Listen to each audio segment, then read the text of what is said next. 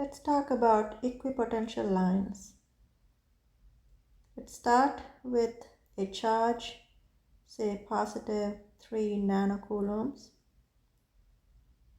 and we want to find the potential at point A, and we are given that the distance between the charge and point A is 0.2 centimeters. So we can find the potential at point A using our K, Q over R equation. So we have K, we have Q, which is 3 times 10 to the negative 9th coulombs, and then divided that by 0.2 times 10 to the negative 2 meters. So this comes to 1.35 times 10 to the 4th volts. What if we have to find another position B here?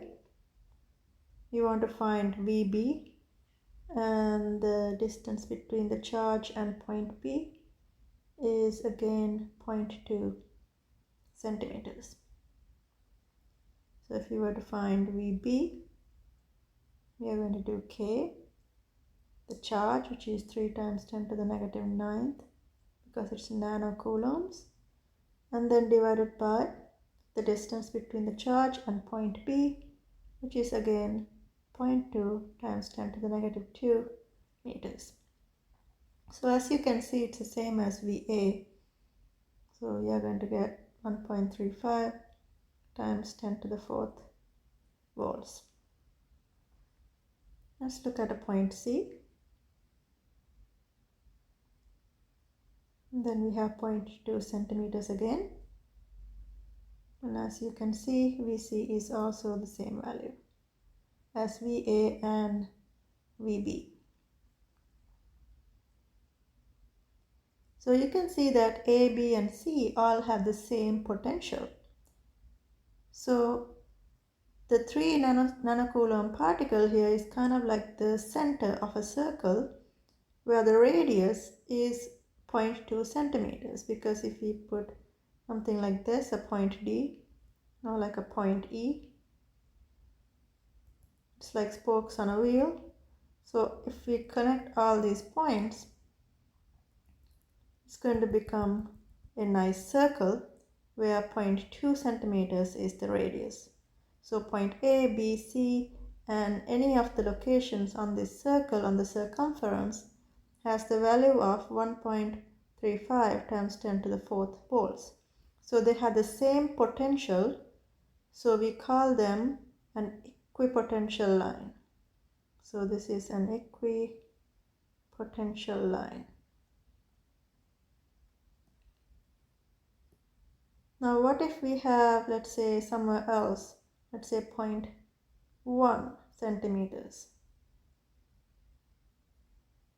And then we have somewhere here that is 0.1 centimeters.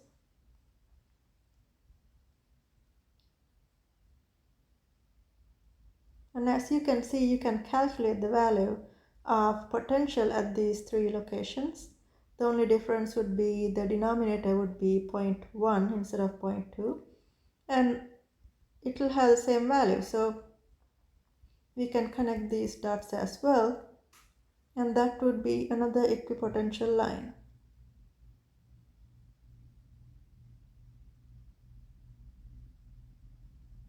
So you can imagine that these equipotential lines are going to be circles around our charge, and if you think three-dimensional, because it really is, these are like spheres around our charge. So we have equipotential lines or equipotential surfaces. So then where are our electric field lines? So electric field lines, so we have a positive charge, so electric field lines go outward from a positive charge. So a field line would look like this. That's our electric field line.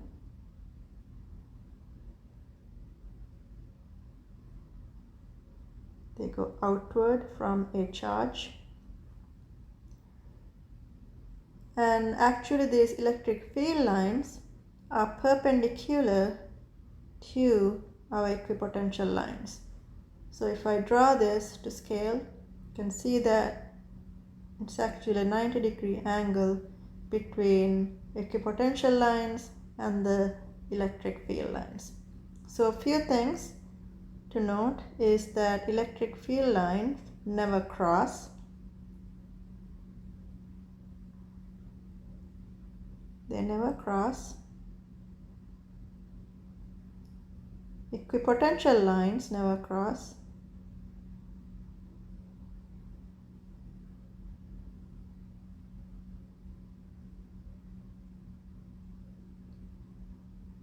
And then electric field lines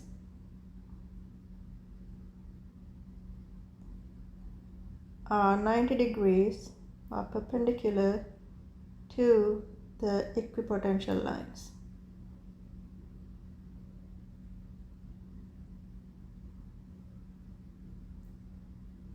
So let's look at another example.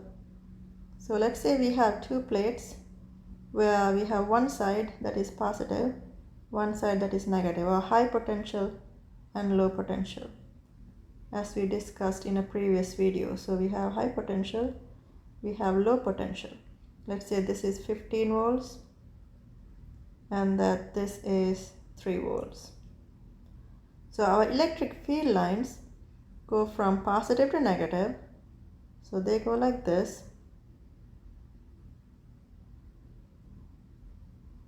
These are electric field lines. So what do equipotential lines look like? Now equipotential lines are 90 degrees to electric field lines.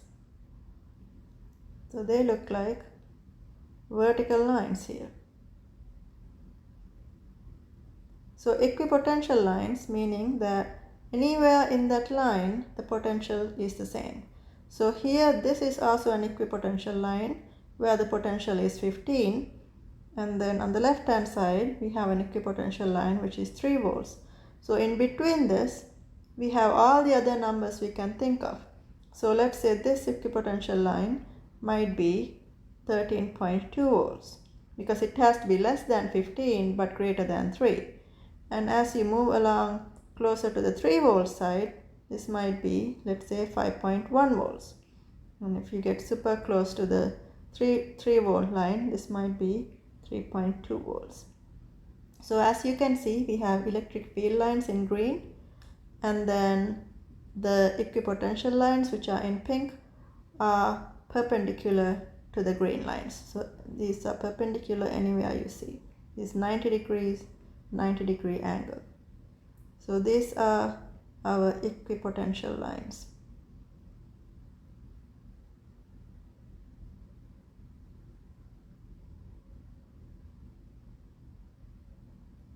So if we think about another example, let's say we have an electric field. Let's say it's a uniform electric field, and as you can see, as soon as you see this, you know that, see where the arrow is pointing to. The arrow has to point to the negative side. So this is going to be our negative side, and the left is going to be our positive side because the arrows go from positive to negative. And then we will have our equipotential lines like this. So if we take any two locations in the same line, let's say like these two locations, let's say it is X and Y, and you know that X and Y have the same potential. Well, how about point P? Does point P have lower potential than X or higher potential?